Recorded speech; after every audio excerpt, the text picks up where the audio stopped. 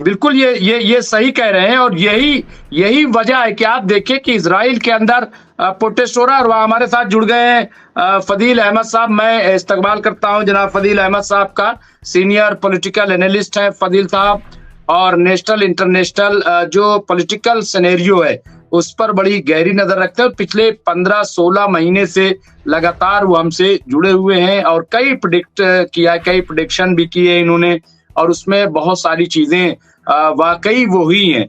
मैं आज भी इनका इस्तकबाल करता हूँ। जियोपॉलिटिक्स में मैं फ़दील साहब अब जिस तरह से जंग का दायरा बढ़ रहा है, ईरान ने कल अपनी एक बड़ी एक ऐसा शहर जो ज़मीन के अंदर है, मिसाइलें ही मिसाइलें वहाँ से मतलब वो ऐसी जगह पे है कि जहाँ पे कितने भी मार दीजिए उस पे कोई असर होने वाला नहीं है। ये तैयारी और उसका कल मुज़ाहिरा किया गया है। लेकिन मैं उससे हट करके आप बताइए अमेरिका ने यमन पे भी हमला कर दिया 5 शहरों में, लेकिन इसके बावजूद आज अभी ताज़ा खबर ये है कि हमास का एक और ग्रुप जो गज़ा का है, उसने तिल अवीव पे हमला शुरू कर दिया है। हूती ने जवाबी कार्रवाई बड़े पैमाने पे की है। क्या लग रहा है कि क्या हासिल कर लेगा? क्या हासिल हो जाएगा बेगुनाहों को मार करके अमेरिका को? और ये कैसे इस पे काबू पाया जाएगा? क्या वही तरीका फिर अपनाया जाएगा कि लोग जॉर्डन से घुसेंगे इज़राइल में, लोग लेबनान से घुसेंगे और फ़िलिस्तीन और गाज़ा से जाएँगे? फ़दील साहब। देखिए मुमताज भाई, अमेरिका ने बहुत बड़ी गलती उस दिन कर दी जब पहला अटैक किया। सब कुछ बहुत ठीक चल रहा था, पूरी दुनिया स्तब्ध थी कि अमेरिका ने इतनी बड़ी भूल क्यों कर दी। अब अमेरिका वापस नहीं आ सकता उस भूल से, आएगा लेकिन जब बहुत लुट पिट जाएगा तब आएगा और बेगुनाह फिलिस्तीनियों को और कुछ मार लेगा। हुतीस पीछे हटने वाले नहीं है, ना ईरान पीछे हटने वाले, ना हमास पीछे हटने वाले। और ये अब अरब जो है जद्दा पे 2 मिसाइल गिरी तो अब अमेरिका ने जो है कोई उसका जवाब नहीं दिया, ना तो कोई। आज अगर अरब से लड़ाई किसी की शुरू हो जाए या जॉर्डन से शुरू हो जाए तो क्या अमेरिका उसका साथ देगा? जब 2-3 साल में यूक्रेन को अकेला छोड़ दिया और पूरी तरह से जब यूक्रेन तबाह हो गया तब उसको छोड़ दिया। शुरुआती दौर में छोड़ता तो कुछ बात भी समझ में आती। जब पूरी तरह से यूक्रेन तबाह हो गया, बर्बाद हो गया, उसके कंट्री के आधे से ज्यादा हिस्से रूस के पास चले गए, ऐसी हालत में उसको छोड़ दिया अकेला। अब कौन इस पर भरोसा करेगा? कौन कौन है जो जो बेवकूफी करेगा, जो अमेरिका पर भरोसा करेगा? अरब अरब जॉर्डन, मिस्र, इन लोगों के लिए दोहरा सदमा हो गया है। एक तरफ ये उनसे उनके गुलामी की चंगुल से बाहर नहीं निकल पा रहे, दूसरी तरफ अगर वो उनके भरोसे बैठे तो अगर हूती ने तो कह दिया कि अगर अमेरिका के बेस से कोई भी मिसाइल अटैक हुआ तो हमारी लड़ाई उससे है, मतलब हमारे ट्रिगर दबे, हाथ हमारा हटा नहीं है, हमारी मिसाइलों का मुंह उधर भी घूम सकता है। ये साफ साफ कह दिया है। और पूरे अरब के अंदर और बिना अरब के बेस के अमेरिका किसी पे हमला कर नहीं सकता, क्योंकि वो अमेरिका से डायरेक्ट तो हमला कर नहीं पाएगा, उसको अपने बेस का इस्तेमाल करना पड़ेगा। अब ये जो कंट्री है, चाहे जॉर्डन हो चाहे अरब हो, ये लोग पशुपेश में पड़े हैं कि हम इधर जाएं कि इधर जाएं। और अब ये फैसला का वक्त आ गया है कि लकीर खिंच चुकी है, आपको उधर जाना है कि इधर जाना है, इधर रहना है, तय कर लीजिए। अब ये गोल मटोल बातें और मक्कारी वाली बातें होंगी नहीं। अब आपको फैसला क्लियर कट करना पड़ेगा कि आपको इधर रहना है कि उधर रहना है।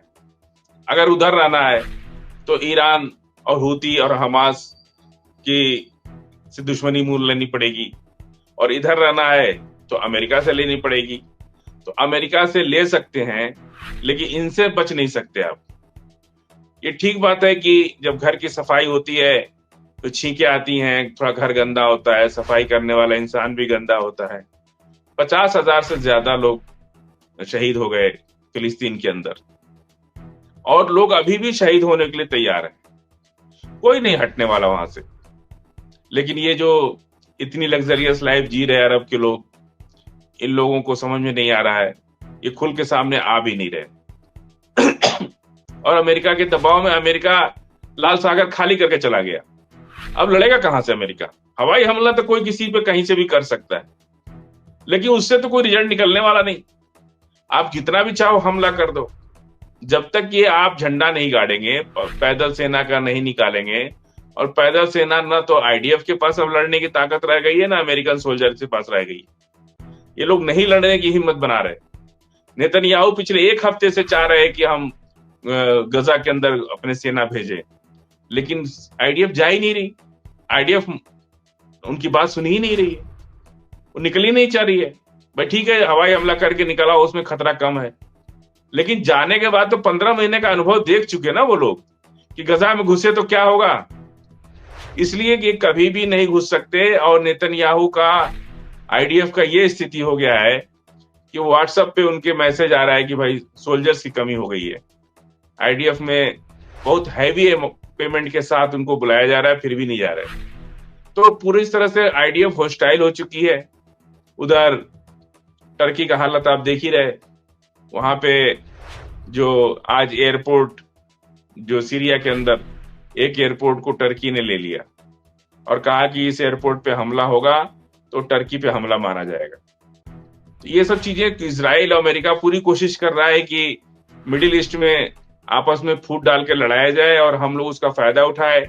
आज 40 साल से जो करते आए, जनरल गद्दाफी से शुरू करें सद्दाम हुसैन साहब तक, तो इन लोगों ने हमेशा फूट डाल के राज करने की नीति अपनाई और कांटे से कांटे को निकाला। यानी एक मुसलमान को दूसरे मुसलमान से लड़ा करके इन्होंने अपने मकसद को हासिल किया। लेकिन आप पूरा ओआईसी बना करके, ओआईसी बनने से देखिए मुमताज भाई, हम बार बार जब कहते हैं तो लोग हमारे ऊपर भी नाराज होते हैं। ओआईसी बनने से इतना तो फायदा हुआ है कि कोई आपस में एक दूसरे से नहीं लड़ रहा है, सब एक बास्केट में बैठे हैं, बास्केट के कानून को मान रहे हैं। नहीं तो आज यूएई, अरब, कई ऐसे कंट्री हैं जो अमेरिका के साथ खड़े हो जाते हैं, लेकिन ओआईसी की ताकत है कि आज वो अमेरिका के साथ नहीं खड़े हो रहे। जी जी मुमताज भाई।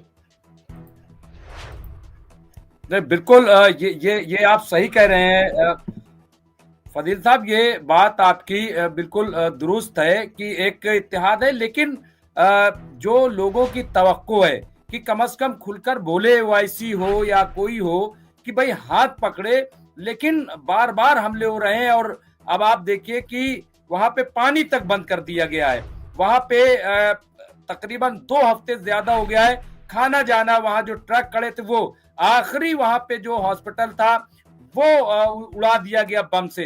तो ये सही है, हम ये मानते हैं कि शिया सुन्नी नहीं हो सका, ईरान सऊदी नहीं हो सका, ये तमाम सीरिया भी किया, फिर भी ये बात हम आपकी मानते हैं कि एक अंडरस्टैंडिंग बनी है। लेकिन रहमान साहब, क्या ये काफी है? जैसा कि फजील साहब कह रहे हैं कि किसी न किसी तरीके से चलिए इतना तो वो बना है, लेकिन ये जो बेगुनाहों की जान जा रही, ये कैसे रुकेगी? कौन इनके हाथ पकड़ेगा?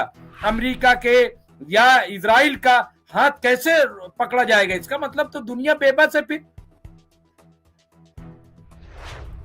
ने तकरीबन अपनी बेबसी ही जाहिर कर दी है। और अभी मैं एक बात फिर दोहराऊंगा, फजील साहब क्योंकि बाद में आए, कि अभी यूनाइटेड नेशंस की ये रिपोर्ट है कि पिछले हफ्ते में 1.5 लाख फिलिस्तीनी बेघर हुए हैं उस बम्बार्डमेंट से जो 24 घंटे इस वक्त गजा पट्टी पर इसराइल कर रहा है। उसके नतीजे के तौर पर 1.5 लाख फिलिस्तीनियों के घर मुकम्मल तौर से तबाह हो गए। इसके अलावा बच्चों का आपको पता ही है, यूनाइटेड नेशंस ने रिपोर्ट किया है और अल जजीरा ने उस रिपोर्ट को आज पब्लिश किया है कि पिछले 535 दिनों में, जब से ये जंग चल रही है, जब से ये इजराइल के हमले हो रहे हैं, पिछले 535 दिनों में हजारों बच्चे मारे जा चुके। वहां पर हर 45 मिनट में एक बच्चा, 35 बच्चे रोज के हिसाब से वहां पर कत्ल किए जा रहे हैं या अमरीकी इजरायली बमबारी में मारे जा रहे हैं। अब सवाल ये पैदा होता है, आपने वैसे तो बादी नजर में बड़ा मामूली सा सवाल है ये कि ये जुल्म कैसे रुकेगा और ये तमाम कत्लेआम कैसे रुकेगा, लेकिन इसके पीछे जो सियासत है सिर्फ जियोपॉलिटिक्स ही नहीं है, बल्कि सुपर पावर्स की आपसी जो सियासत है वो कार फरमा है। और उस सियासत को इस तरीके से रोकना या उस सियासी शतरंज को रोक देना, ये बहुत आसान नहीं है। ये उसी सूरत में मुमकिन है कि बड़ी ताकतें, एक दो बड़ी ताकतें बहुत ही वाज़ेह किस्म का एक प्लान लेकर सामने आए। अब आज एक सीज़ फायर का नया फार्मूला भी मिस्र ने पेश किया है। उसकी तफसीलात तो मुझे नहीं मालूम है अभी, वो आज ही का वाक़या है। एक नया सीज़ फायर का फार्मूला जंगबंदी का इजिप्ट की तरफ से आया है। उसकी तफसीलात मालूम होने के बाद हम उसका तजिया कर पाएंगे कि उसमें क्या शराइत रखी गई हैं या किस सूरत हाल का उन्होंने मुतसव्विरा, उनकी सूरत हाल क्या है या हल क्या है। लेकिन अब ये है कि इसराइल, अगर देखिए इसराइल का, जैसे मैंने पहले भी कहा, उसके पीछे जो हिमायत है और बहुत ताकतवर हिमायत है। आपने अभी स्क्रीन पर एक सवाल भी लिखा है कि अमेरिका में यहूदियों का असर कब तक रहेगा। तो देखिए ये कोई कल परसों की बात नहीं है। पिछले 70 साल से, यानी दूसरी जंग अजीम के खात्मे पर, एक तो हिटलर के मजालिम के खिलाफ यहूदियों ने खुद को पूरी दुनिया के सामने मजलूम बनाकर पेश किया और पूरी दुनिया की उनको हमदर्दियां हासिल हो गईं।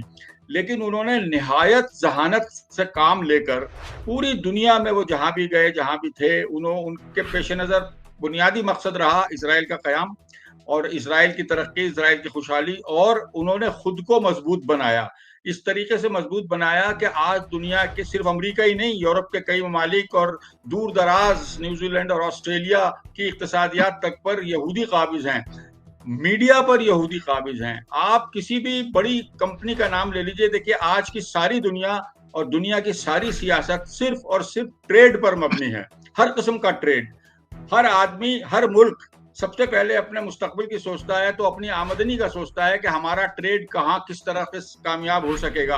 तो आज आप कोका कोला यानी मशरूबात से लेकर और हीरो तक की तिजारत पर नजर डालिए तो आप देखेंगे कि हर बड़ी तिजारत के पीछे यहूदी है।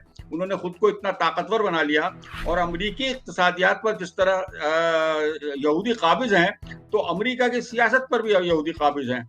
उसको इतनी आसानी से उसके असर को ख़त्म नहीं किया जा सकता, ना कोई ऐसी मुद्दत मुतय्यन की जा सकती है कि इतने दिन में साहब अमेरिका से यहूदियों का असर ख़त्म हो जाएगा। हालांकि आपने ये भी खुद ही कहा कि अमरीकी अवाम इस जंग के खिलाफ हैं। अमरीकी अवाम तो वियतनाम के बाद हर किस्म की जंग के खिलाफ हैं और वो ये चाहते हैं कि दुनिया में कहीं कुछ भी होता रहे लेकिन एक अमरीकी भी ना मारा जाए, अमरीकी सिपाही कहीं किसी दूसरे की जंग में मरने के लिए ना भेजे जाएं। ये अवाम का आम एहसास है और उनका आम ऐलान भी है। तो अब ये कहना कि वहाँ की सियासत क्योंकि यहूदी कंट्रोल कर रहे हैं, ये कोई ढकी छुपी बात भी नहीं है। उस असर को कितने दिन में ख़त्म किया जा सकेगा या किस तरह किया जा सकेगा, ये तो कोई भी